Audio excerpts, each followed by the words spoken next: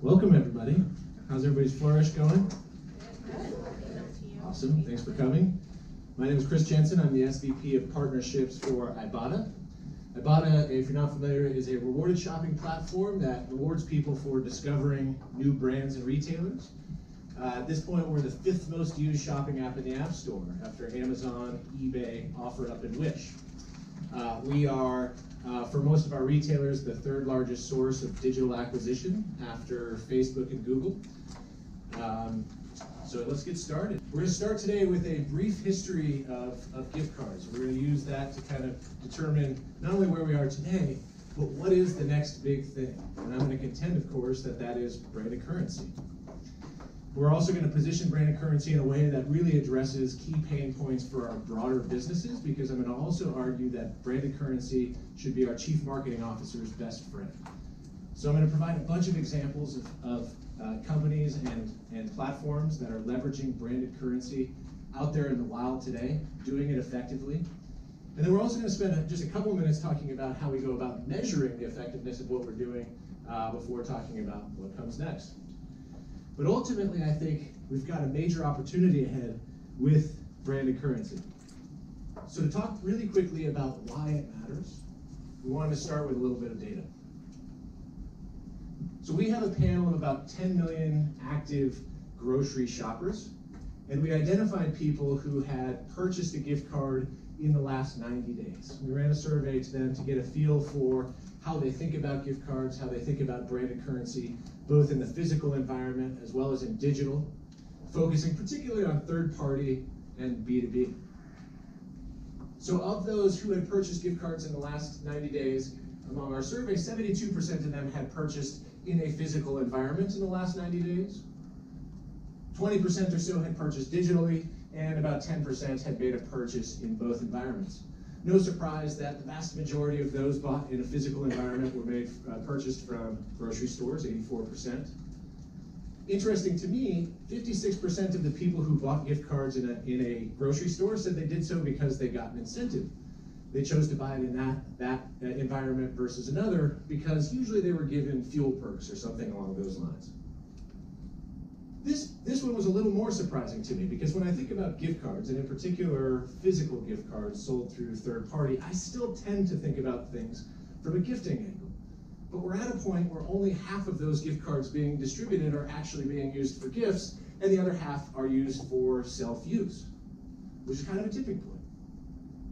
Drilling into this a little bit in terms of why people are buying the gift cards that they're purchasing, on the self-use side, 62% of people said that they were buying a gift card for a brand to which they were loyal already. No surprise.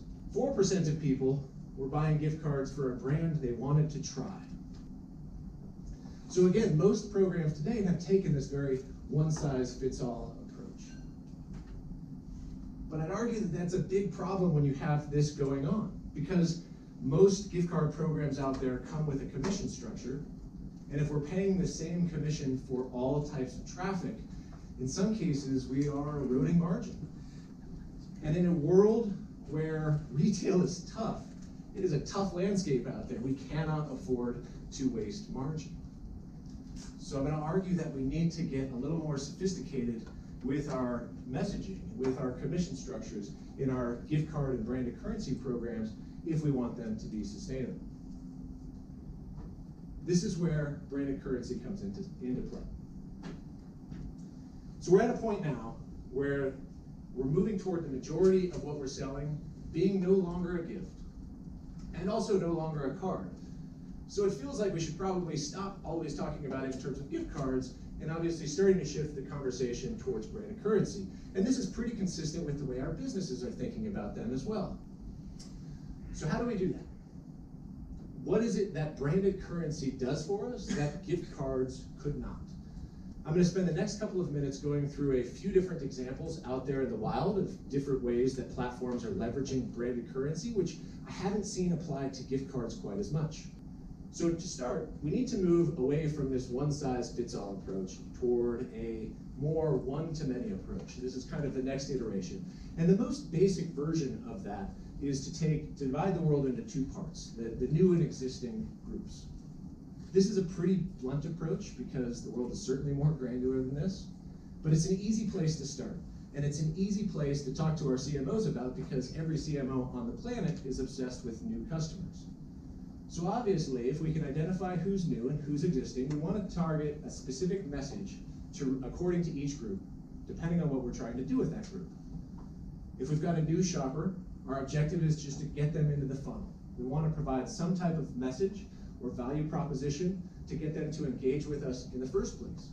On the other hand, if that person has been in with us regularly, we need a completely different message. Our message of, here's what's interesting about our brand, may fall on deaf ears in that case, but instead we should try to get that person to transact with us a little more frequently, or to spend a little bit more with us.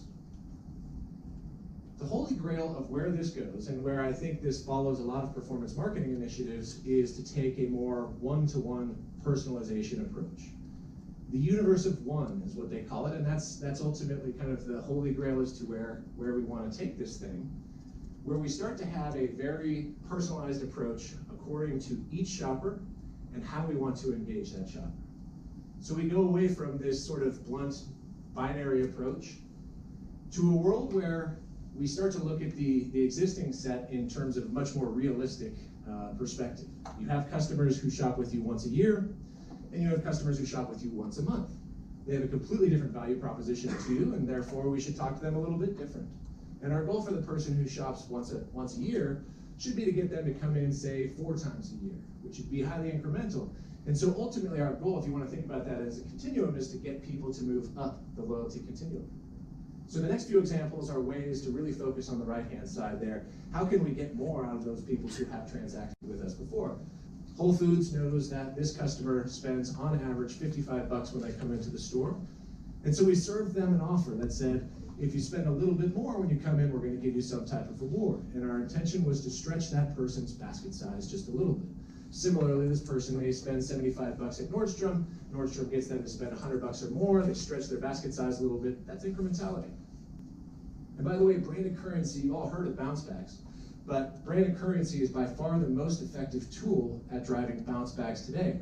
As we speak, all the top grocers in the US are starting to move away from coupons, where money is just kind of flowing out the door, toward money put in on branded currency or closed loop currency that ultimately causes that shopper to take a U-turn back into the store. So you're starting to see branded currency front and center in many of the coupon programs out there as well.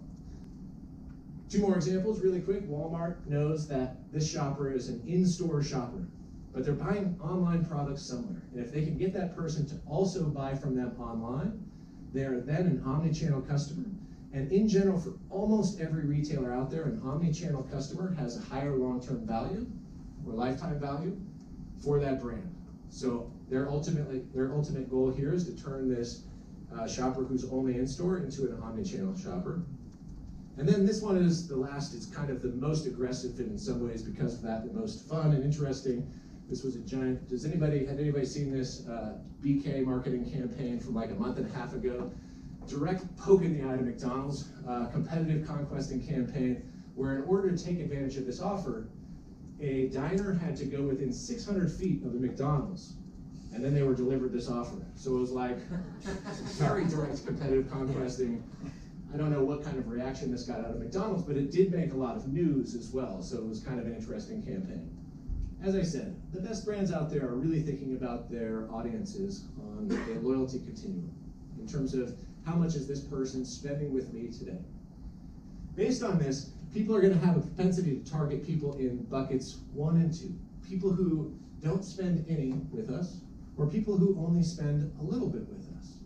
And they're going to completely ignore the folks in bucket 4, those who spend a lot with us. Because, hey, those people are already spending a lot with us. Why would we want to throw money after them?